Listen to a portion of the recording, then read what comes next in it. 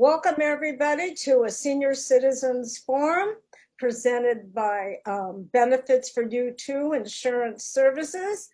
I'm Janice Wood, and today on the Senior Citizens Forum, my guest is David Gerson, and we're going to talk about a really important subject, and that's going to be wills and trusts. Dave has been an attorney for a long period of time. He's going to give us the exact amount of years. But real quick, what we do at Benefits for You Too Insurance Services, our specialty is Medicare insurance and health insurance. For other types of insurances, if you need some information, just contact me. I know who I can refer you to. But this morning, our subject is wills and trusts. And just real quick, I like to go through two stories of not having a will and trust and having a will and trust. And they're stories that are my personal stories. My father, when he was one of those individuals that felt like he was never going to pass away, he was invincible. He didn't need to do anything. Nothing was taken care of. And my brother and I, luckily, we were good friends besides brother and sister.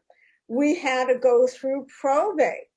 So if you don't go pay the lawyer to do the will and trust up front, not only are you going to pay the state that you live in money that's taken out of the trust, you're going to pay the lawyer's fees. And my father there wasn't a lot in his estate, but it was enough that we felt the dent in what it was. Now with my mother, it was a different story. I knew about a year and a half before she got sick that she had a will and trust, but it hadn't been looked at or reviewed for like 15 years. And I talked to her about it. She goes, I don't care. I'm not doing anything with it. If you want to do something with it, you pay for it. Called my brother up on the phone. And I said, you want to go through what we did with Dad, another 2-year probate and lose all that money? And he said, no. I said, then you can share with me the expense of having a lawyer look at it. At that time, because I'm talking 17 years ago, I did not know Dave. If I would have known Dave, I would have used Dave. But we found somebody to review the will and trust. We brought it up to date, almost to the year that she signed. And one of the things that she agreed in doing that is that it had, even though we were paying for it, it had to be what she wanted in her will and trust, not what we wanted. And to the date she got sick, from when we signed the will and trust and filed everything. And not only did that will and trust help us after she passed on, it helped us while she was alive. It helped us with her medical care. It helped us pay her bills. Everything was written out. It made things so easy. I'm very fortunate that I really got along with my brother. We got along famously, but I've heard horror stories from other people about what happens when things aren't written out. And it can, and I'm hoping Dave will agree here, I've seen it tear families apart, having to go through it. So that's just something I just felt like I needed to share what that importance is. Now, I have a will and trust. Dave is my attorney. I use Dave to refer my clients to. Every one of them will call me up and say, we love Dave. He's great to work with. He meets our needs. Will and trust are not cookie cutter. Every family situation is different. Okay. So Dave meets those different needs. And I would say, make sure you use an attorney that's not using cookie cutter stuff. Make sure you talk with somebody who wants to meet your needs. And Dave Gerson is the person. I know other professionals who use Dave and refer their clients, and we all have nothing but positive things to say about Dave. So Dave, we're going to talk about the basics of will and trust this morning. We've opened this up, and tell everybody a little bit of something about yourself, and let's go into what a will is and what a trust is and how it's going to benefit you and your family. Sounds like a good idea. Yeah. Okay, my name is David Gerson. Yeah. I have been doing estate planning for about 30 years, but I have been an active practicing attorney since 1970.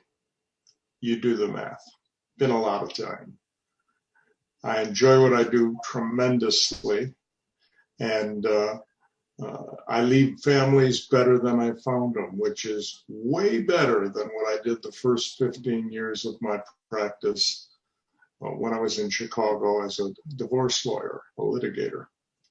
And so now I do good things for families, and I love what I'm doing. When you talk about estate planning and you use the phrase wills and trusts, you have to understand that wills are wills, trusts are trusts. They are independently legal documents. And the will that you use, if you have a trust, is different than the will that you use if you don't have a trust. So let's start with who should have a trust and why should you have a trust? Okay, Janice already remarked on the difficulties and challenges of going through probate. They're known. Everybody knows about it. Most people don't realize that the average time for probate in Southern California now is 2 years. The average cost of probate is about 8% of gross value. 8%. People will say, well, that's not a lot, of gross value. Oh, if you don't know what that means, let me illustrate it for you. Let's say you have a small house. It's worth $400,000. You have a $300,000 mortgage on it. So what's the net value of the house? It's $100,000. That's the profit. What's the gross value of the house? If you're looking for gross value, you don't care about what is owed on the property. You don't care about what the profit is. You only care about the market value, so $400,000. 8% of $400,000 is more than $30,000. That's a lot of money to pay for probate. That's a lot of money that could go to your family. I would rather have that $30,000. Yeah.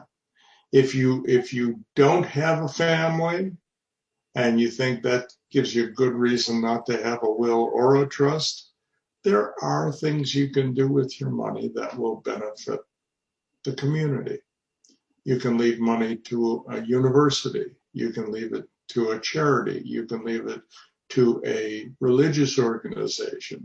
There's always things, there are organizations that care for pets, that do good work. There are always places to put money that will do better than just ignoring it. Okay. Well, also, Dave, can you set up special trusts for like grandchildren, or if you have children with special needs? Yes, you can. There are a multitude of kinds of trusts. The one that's most often used is called a revocable living trust. And that, if properly crafted, can accomplish all those things. People have no idea how powerful a trust can be. You can craft a trust to accomplish your objectives in many different ways. And frequently I'll have clients who will say, I want to leave something for the grandchildren. And we'll talk about that. There are ups, there are downs, but I educate my clients so that they can make an informed decision that's best for them, best for their family. One size does not fit all. Irrevocable trusts for special needs. Interesting concept. And I have established irrevocable special needs trusts for people with particular circumstances. But the thing that you have to understand is, going back to what I said, the revocable living trust is extraordinarily powerful. And every single trust that I prepare for my client families contains provisions for special needs. Now, that's unusual, and I admit that. But when I started doing estate planning 30 years ago, I made a commitment to no shortcuts. And so I looked at all of the things that I could come up with that needed to be attended to, needed to be addressed, needed to be protected against. And special needs is one of them. And so, as unusual as it is, it's the usual for me. And so every trust contains complete provisions for special needs. What does that mean? Sometimes a person will encounter a situation where they have to access a government program for assistance. These are programs like SSI, supplemental social insurance, or programs like Medi-Cal. In other states, it's called Medicaid. These are programs and programs like them that are very likely to disqualify an applicant who has an interest in a trust because they have assets. And the common phrase is, go and spend it down. When you're broke, come back. Then we'll see if we can help you. I'm not a fan of that. So my trusts contain provisions that say basically, any beneficiary who has the need to access a government program for assistance, which would likely disqualify that beneficiary because of their interest in the trust, immediately removes that beneficiary as a general beneficiary so that they qualify for that special program. Their share in the trust doesn't disappear. It moves into what is defined as a special needs trust. And by its terms, it is defined to supplement government support. So the government agency cannot ask you to spend it down. They cannot ask you to become broke. They cannot do anything except accept you into the program. And so you get the benefits of the government program and the benefits of your share in the trust. And the most important message to people in that situation is, don't live large. Don't go on the world cruise. Don't spend the money fast and hot, because you don't know how long you're going to need it. So I encourage my clients to establish an allowance. If they need $1,500 or $2,000 a month to make the difference between what they get from the government and a comfortable life, take that, take the allowance. So it'll be there for you as long as you need it, hopefully. And that makes common sense. And almost everything to do with estate planning involves common sense. It's not magic. It's just knowing the questions to ask. And that's the difference too, because almost all of my clients don't know the questions to ask. And it's my job to answer the questions that they don't know to ask, to give them the information so that they can make informed decisions that will best serve their families. In doing that, they are enabled to help themselves and their families. And from time to time, I'll encounter situations where they want to do something that on its face makes sense to them. but they haven't had the experience to understand what it really means. I want to keep my house in the trust forever. I want my family to be able to live in it forever. Okay. Now, Sounds good. yeah, my experience with, especially with my mother, with the will and trust, was that we also had medical powers of attorney that were in there that stated what she wanted to have done. Yep. And my brother and I were able to consult with the doctors and make decisions on her behalf. And this is before she passed on. That's right. Those are powers of, there are a lot of documents a family needs in addition to a trust. Okay. To finish the thought that I was talking about, the client who wanted to keep his house, and it's not unusual, has to recognize that the neighborhood can change. That house can be no longer attractive in 10, 15 years. It can be in a bad neighborhood. You never know. So you have to leave flexibility. You really shouldn't make firm decisions forever. Forever's a long time. Now, what we were just talking about, other documents, yeah, you need a trust. If you live in California and you own a piece of real estate at a minimum, you need a trust, in my opinion. In addition to the trust, there are other documents that you need. You need to have a will. The will is called a pour-over will. It's not a common will. It serves the purpose of being a safety net for the trust. And basically, when you get rid of the legal mumbo jumbo, it says, when I die, if I forgot to put something in my trust, I leave it to my trust. So it's just a broom that sweeps up crumbs. For my clients who follow my instructions, there are no crumbs. Everything's in the trust that belongs in the trust. In addition to that, you need to have a financial power of attorney. Now, everything that's in the trust is governed by the directions of the trust document. But if there are anything that could be out of the trust, let's say you get a check in the mail. If it's not in a trust-owned bank account, it's not in the trust. The financial power of attorney would authorize someone to take care of your personal business if you weren't able to. More important, it also keeps the state of California out of your pocket. The state loves to become a conservator for people they think need help and protection. What it really does is it lets the state put their people into your pocket and control your life, literally. It's not a good situation. So a properly drafted power of attorney for financial assets will contain a provision that says, if there's ever a petition to have a conservator, which is a guardian on steroids for adults, appointed for me, I nominate my people. You cannot stop the state from trying, but you can obstruct them. And when they see that you have the power of attorney nominating your people to be your conservator, they walk away.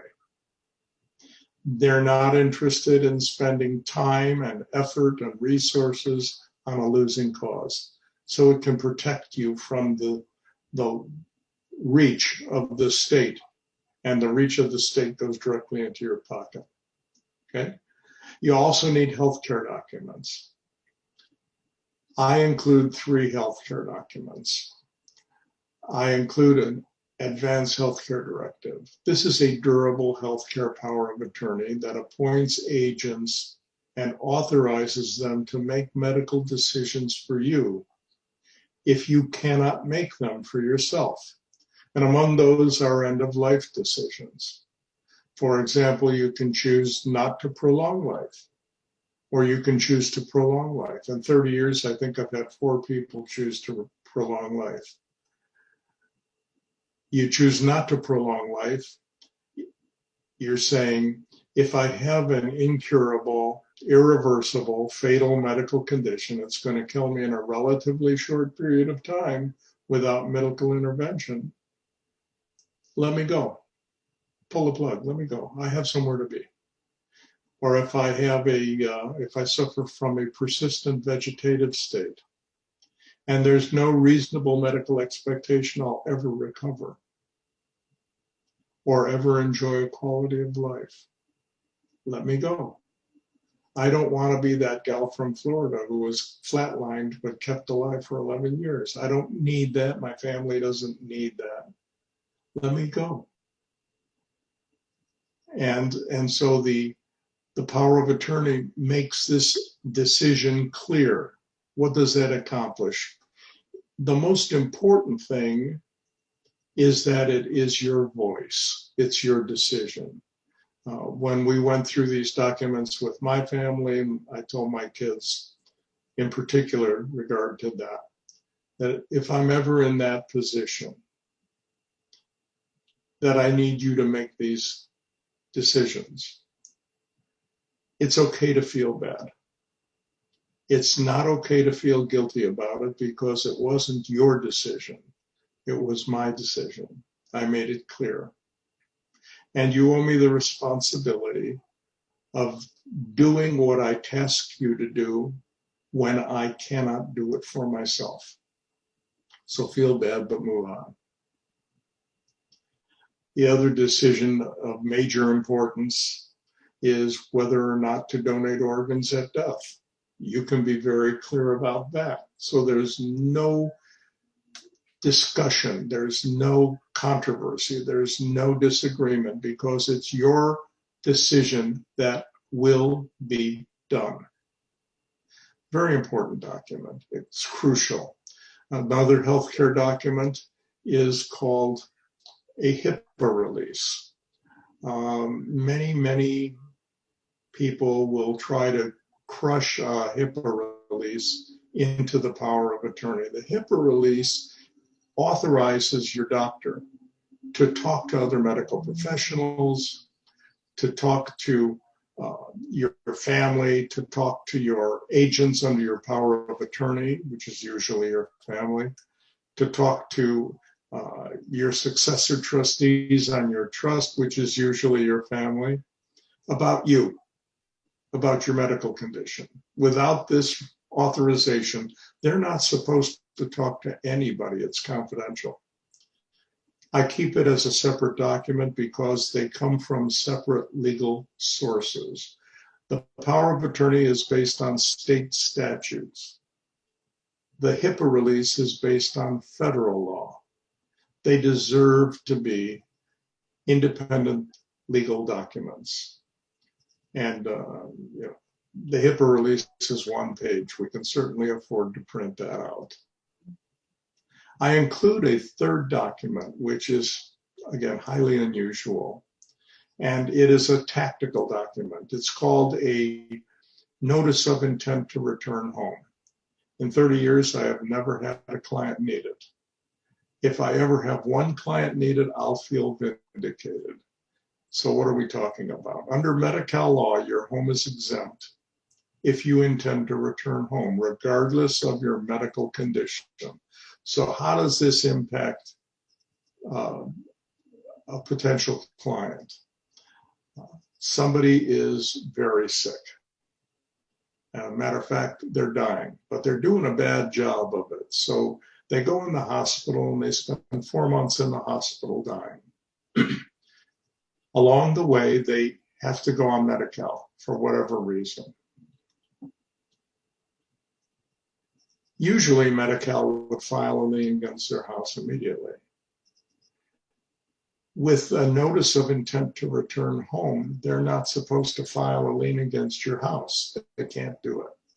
Your house is exempt. Why do I call this tactical? Because after you die, the government agency has the authority to seek reimbursement. But we're dealing with a lower level bureaucrat. And if we can interrupt their normal operating procedure, they may forget to pick up that thread. Now, it's a small chance, maybe almost 2%. I'll take 2% over zero every time. And so these are the kinds of healthcare documents you need to protect yourself while you're alive. This is the financial power of attorney, to protect yourself while you're alive and to protect your property and your assets while you're alive, as well as after you've passed. A comprehensive estate plan tries to see every vulnerability and protect against it.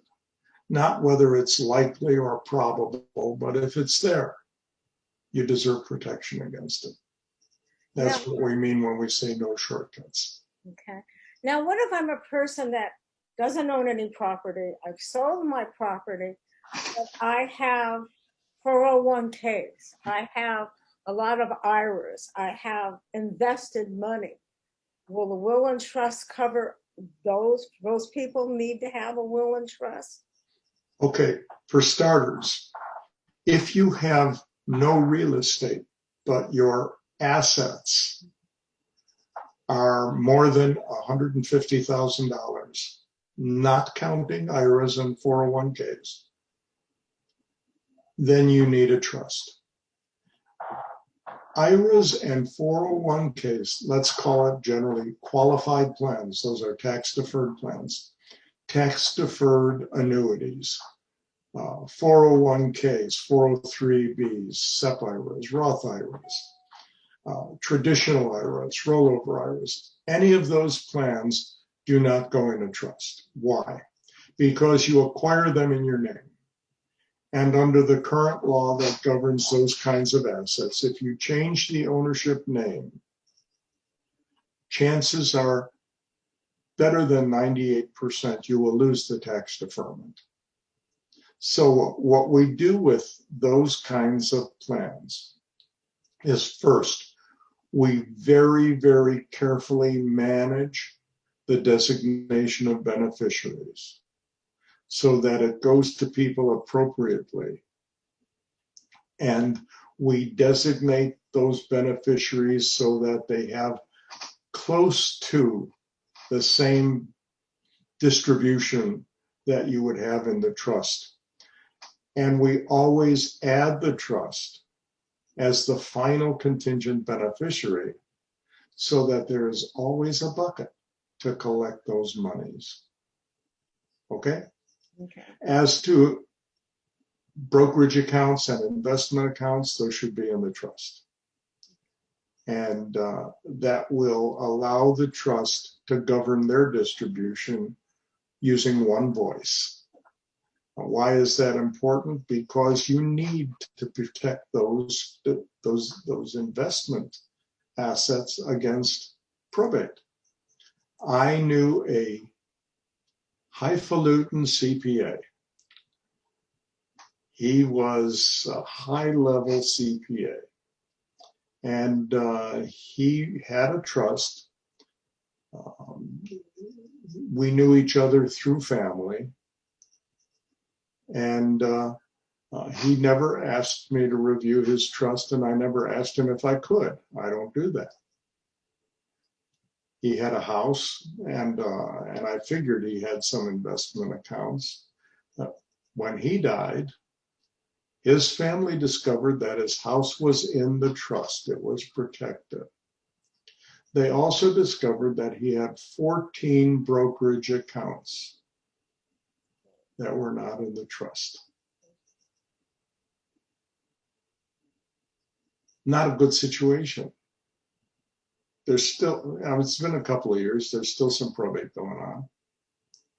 And had he been properly encouraged and guided, that could have been avoided. And so it's important to be clear when you talk to your estate planning attorney what you have, so he can give you the advice you need to protect it properly. There's no substitute for clarity and transparency. And so the best advice on that is, if you're talking to an estate planning attorney and you don't feel a level of confidence and comfort with that attorney, to be absolutely open, absolutely clear, absolutely honest, you're talking to the wrong guy or gal.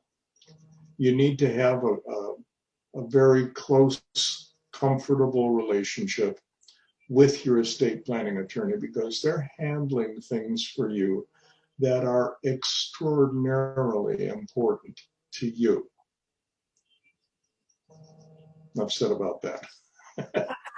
It's just for me, I know with my will and trust, I'm really comfortable. Things are written out the way they need to be done, because I know Dave has done them. It's a real comfort to know that my children are not going to fight over what I have, because it's spelled out for them.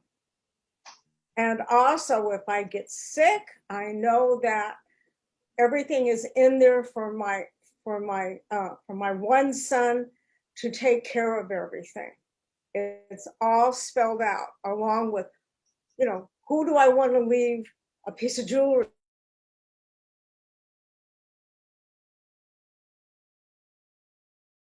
Some heirlooms, and there's specific people that are supposed to get that. Everything is put into that, because I don't want any fighting to take place. I don't want to separate my family. And that happens so many times when you don't do this. You're going to, one way or the other, it needs to be taken care of. If you do it going through probate with a litigation lawyer, who I'm going to have on in a couple of weeks, I am going to have a litigation lawyer come on and talk about his experiences. I think it's 2 weeks from now. So there's more to this, of what you go through. If you go to Dave or another lawyer, they're going to set these things up correctly. Now, another thing that is really important, just because I know the show is broadcast is for senior citizens, even younger people can need will and trust. So please share this information. My youngest client was a 29-year-old single guy. Yeah. And he bought a condo. And he came to me, he said, I know I'm not married, I don't have kids, but I have a condo. And if I die without a trust, my parents are going to have to shovel a lot of garbage. They don't deserve that. Mm-hmm. So everybody who has a sufficient estate, real estate worth more than $50,000 or other assets worth more than $150,000 should have a trust. And I happen to know who he's talking about right now. And I happen to also know that this young man is now, things have changed in his life like they're supposed to. He's married. He now has a couple of children. And Dave is in there working with them now to meet what his needs are for today. Correct. One last thing, if I can. Sure, absolutely. Just something that comes up too frequently. I'll get a call from somebody who had a trust and they can't find it, and they want to know what should they do, because if you can't find your trust, it doesn't do anybody any good. If you lose it, it's gone. So I encourage every one of my clients, when all of the documents in the trust binder are signed and notarized, make a photocopy of the trust binder from cover to cover and give that to each one of your successor trustees. Give that to each one of your beneficiaries who are old enough. It serves two purposes. First, it lets them ask you questions, if they have any, while you're alive, and you can answer them. Second, it gets a photocopy of the signed, notarized documents off-site. So if something ever happens and your house burns down and your documents are destroyed, we can actually use photocopies of signed and notarized documents, so you have a safety net. That's really important. Great idea. Great idea. Dave just has a lot of great information. Dave has been on my show before, and for some reason, we always talk about something slightly different. So this show is not the same as our shows in the past, because we have different information that's come out today. Thank you. So I'm going to now bring up how to contact Dave and myself. So if anybody interested in contacting Dave or myself, please contact us at the information found here. Dave is a wealth of information. Dave, even if you have a will and trust and you think you have some questions that something may not be on it, have them contact Dave. Dave will answer all of your questions that you have. One of the things Dave does, which is different than the majority of lawyers out there, Dave likes to come to you. He likes to visit you. During the pandemic, you would have to work out with Dave if he wants to do a Zoom or how he actually does that. You need to contact him, but I know that he's very conscious about how anything he does would affect your health or his.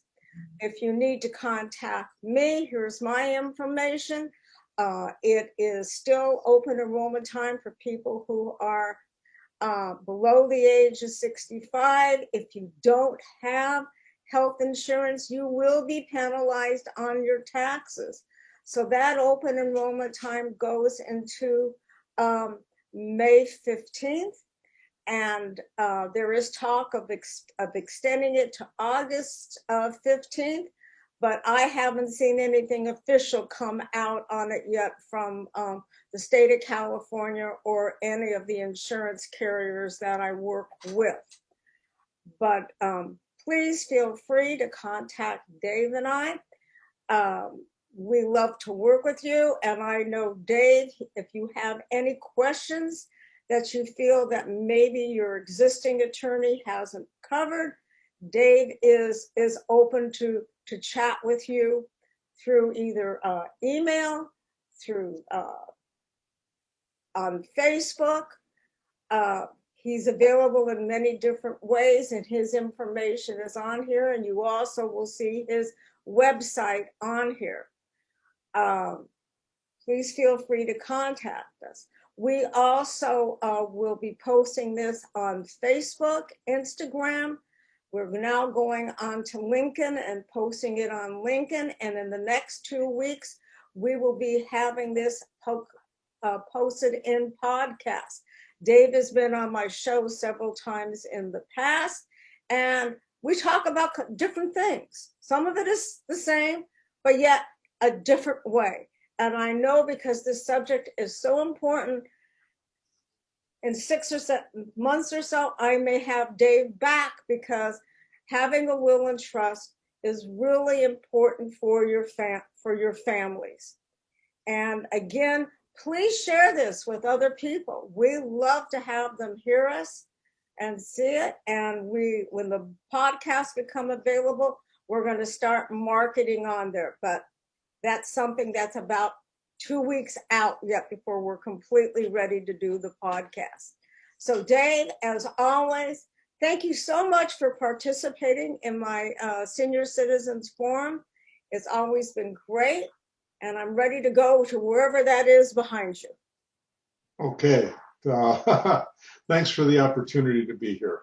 I appreciate that, and I appreciate the opportunity to spread the word to a community that really needs to learn more about how to protect themselves and their families. And the background shot is a picture of a wildflower field up in the Colorado Rockies. One of my high school buddies is a professional photographer and lives there. And he takes pictures of the Rockies, the mountains, and they're amazing. Amazing pictures. So that's glad really you like it. Okay, everybody, have a wonderful week, and we'll be back next Thursday with another forum. All right, thank you. Have a great week.